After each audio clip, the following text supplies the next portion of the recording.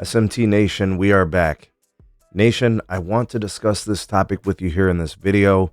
This one is kind of important. It's actually kind of the directional movement of how AT&T is going to proceed into the future. Listening to their kind of like investor day, something came out, pretty much right away, and it was the take-home message, one of the take-home messages I took from the entire event because it came up on multiple occasions, and I felt like it was something that John Stankey, the CEO, really wanted to kind of prove to the investor, and that has to do with convergence. Right now, every carrier is trying to focus in on this convergence, and what it means is you're getting a customer and you're getting them through whatever primary service, and you want to get them kind of connected in multiple ways and deepening the relationship with the customer, adding different types of features, services, products to increase your ARPU or increase your ARPA, whatever the metric is. They're spending more money on their account, right? So that was the takeaway. That was really what, John Stankey, the CEO, wanted to kind of drive home. And one of the quotes that he kind of mentioned was AT&T wants to extend their leadership in convergence. So they believe that they are in the best position to continue to lead in this convergence process, right? So that's arguable, right? We could sit there and kind of pick things apart. How are they doing in wireless? How are they doing in fiber?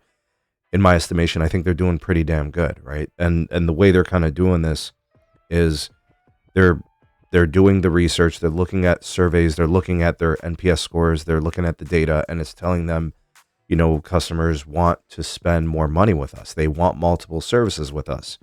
And they showed a couple of slides and they put up a couple of pieces of information that proved it and reinforced it. And it's hard to argue, right? AT&T has best deals for all customers. Whether you're new or existing, AT&T has offers, really good iPhone deals, Galaxy deals, Pixel deals, whatever.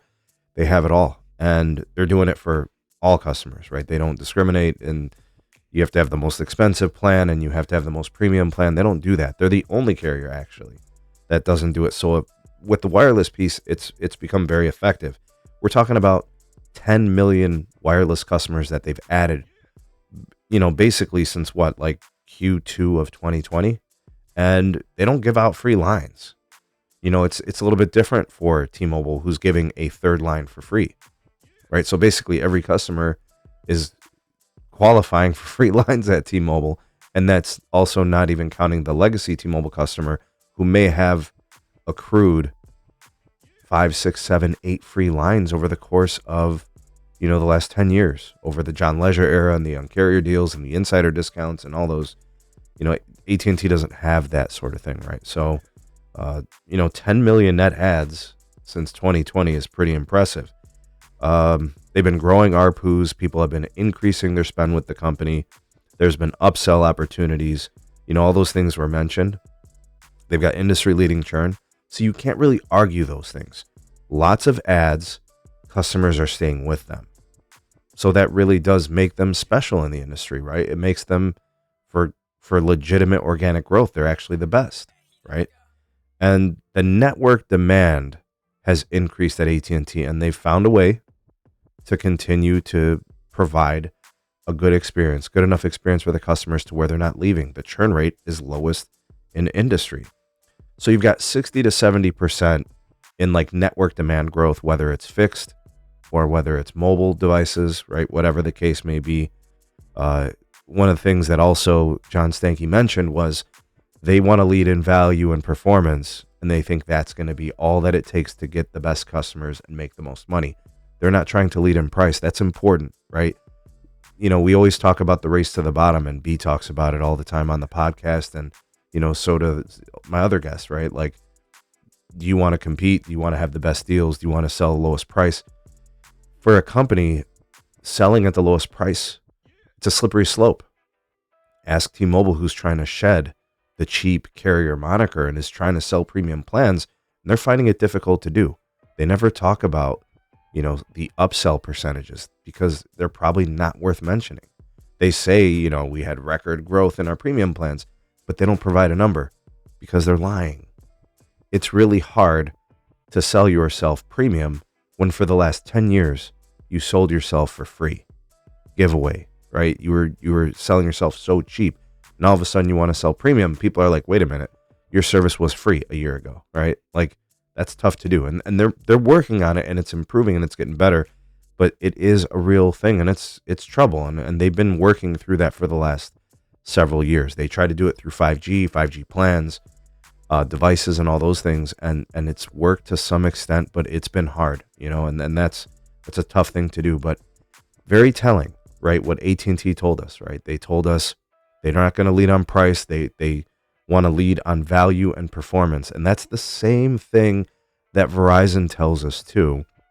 And then T-Mobile tells us that same story as well, right? They continue to be the price leader, and they want to compete. They know they have to sell themselves the cheapest, but they still try to upsell people and get the premium customer, and that's going to be something that's going to take time.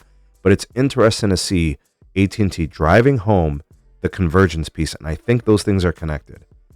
The premium customer, the customer that is willing to take on multiple services, they want that customer.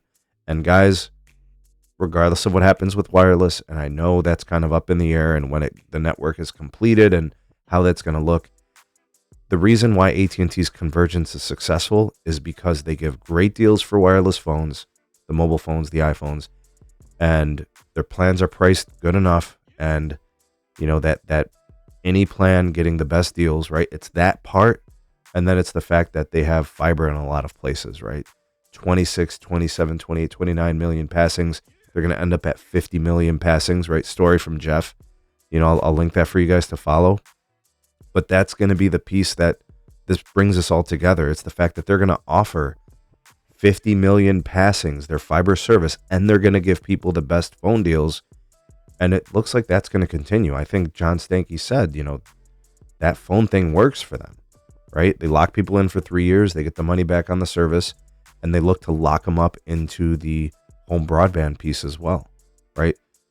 Execution, I think, is important for AT&T, and so far, so good.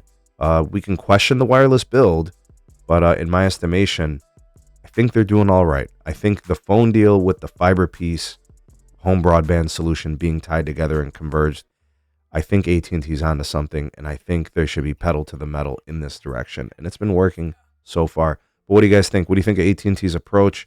What do you think of their execution? How have things played out? How is it going to play out in the future? Your guess as good as mine, but what say you? Sound off in the comment section below. You're the voice of the people, the SMT Nation.